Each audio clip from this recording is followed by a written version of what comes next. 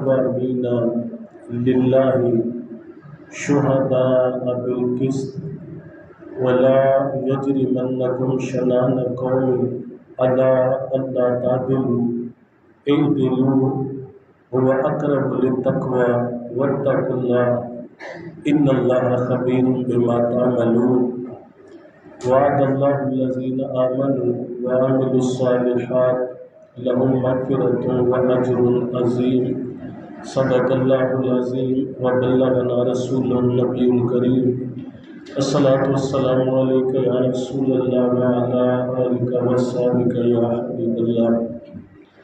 عزت و احترام کے لائق نمازی بھائیوں، دوستوں، بزرگوں، اللہ رب العزت کا لاتعداد مرتبہ شکر کہ جس کی توفیق سے تعلیم قرآن، تبلیغ قرآن اور درس قرآن کے ان بابرکت لمحات میں ہم سب حاضر ہیں۔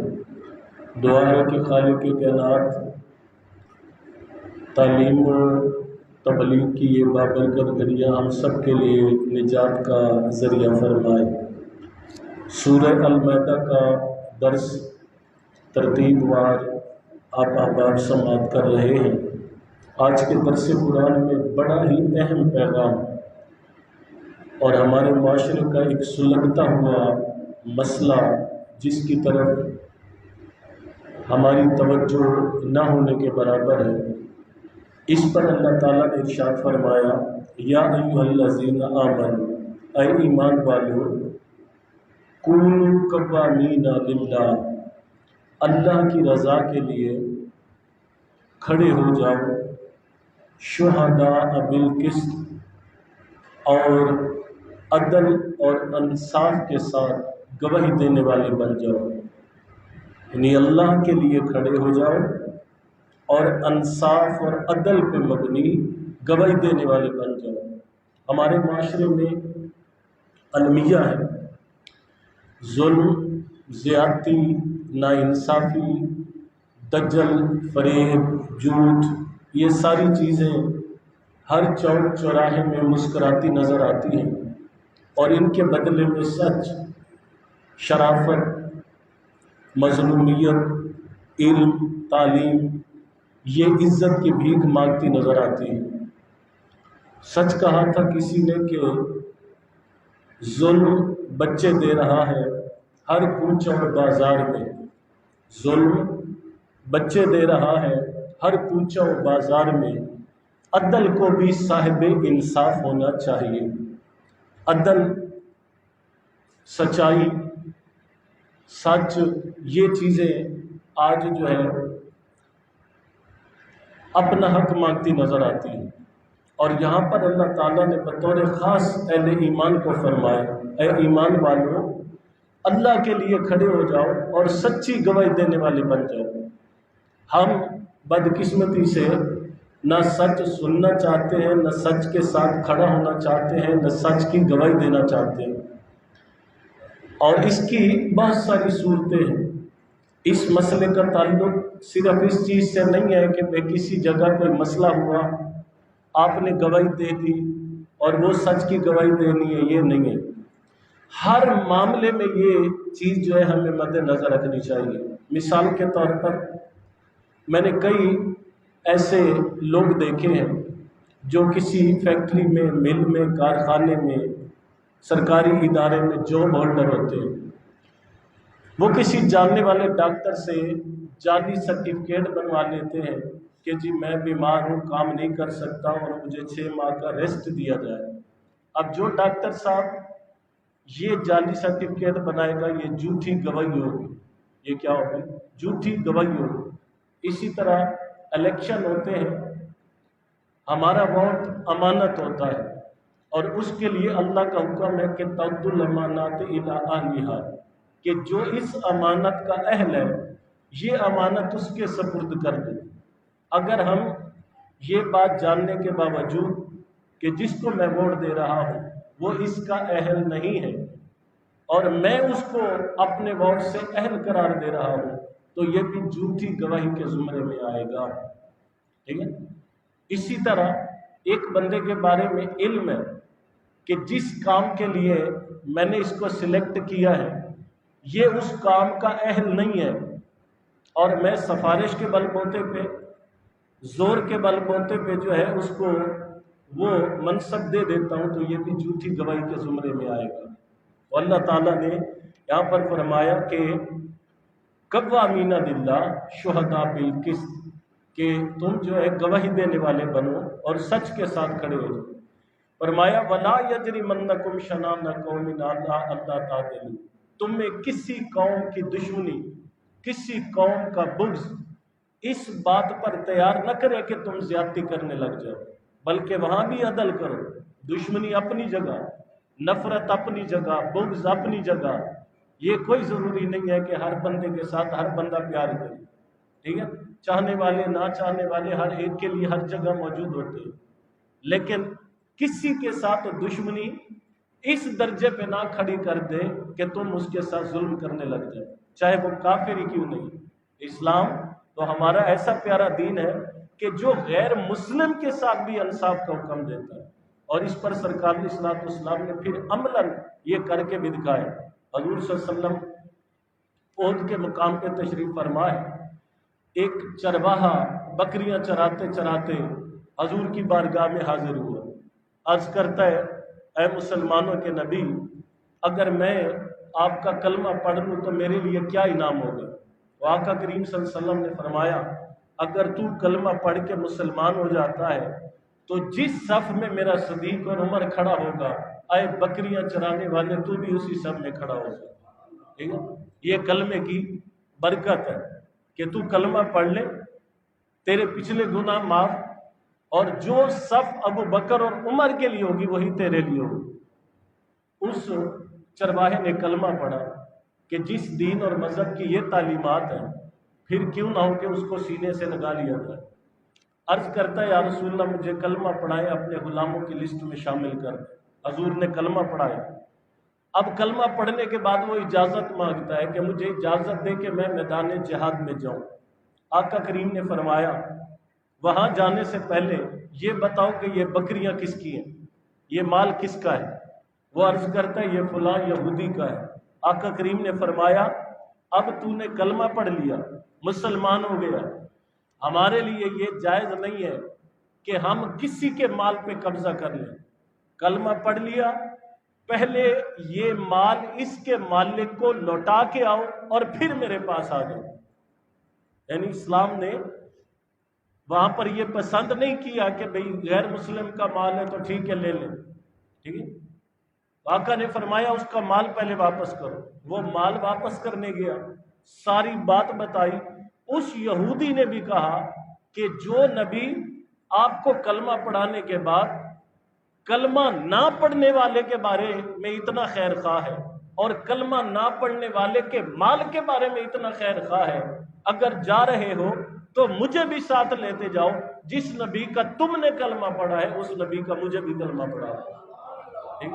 کہ جس اسلام کی یہ تعلیمات وہ میں بھی قبول کرنے کے لیے تیار ہوں۔ اب آقا کریم صلی اللہ علیہ وسلم کی بارگاہ میں یہ دونوں آئے، حضور نے اس یہودی کو بھی کلمہ پڑھایا۔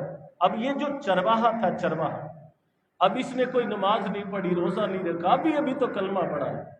اجازت مانگتا ہے یا رسول اللہ اجازت دیں، جو کام آپ کے صحابہ کر رہے ہیں میں بھی وہ جا کے کروں، ٹھیک ہے؟ نہ تجربہ کاری تھی، ابھی کلمہ پڑھ کے مسلمان ہوا، میدان جہاد میں گیا، چل لڑتے لڑتے شہید ہو گیا۔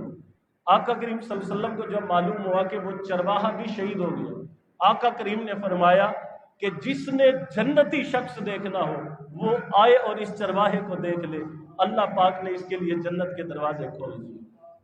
آپ نے دیکھا کہ اس حدیث مبارکہ میں عدل اور انصاف کا کتنا معیار اپنایا گیا، اور ایک ہم ہے کہ تھوڑا سا کوئی دباؤ آ جائے، کہیں پہ رشتہ داری، کہیں پہ برادری، کہیں پہ گلی، کہیں پہ محلہ، کہیں پہ مطلب ہے جو ہے ہمارے دینی سیاسی تعلقات وہ آڑے آ جاتے ہیں اور ہمیں سچ بولنے نہیں دیتے، سچ کے ساتھ کھڑا نہیں ہونے دیتے، اور سچ کو یوں دبا دیا جاتا ہے کہ سچ جو ہے پھر سر نہیں اٹھا پاتا اور وہ پھر اس مظلومیت میں جو ہے زندگی گزار کے چلا جاتا ہے۔ تو یہ ہمارے معاشرے کے لیے المیہ ہے۔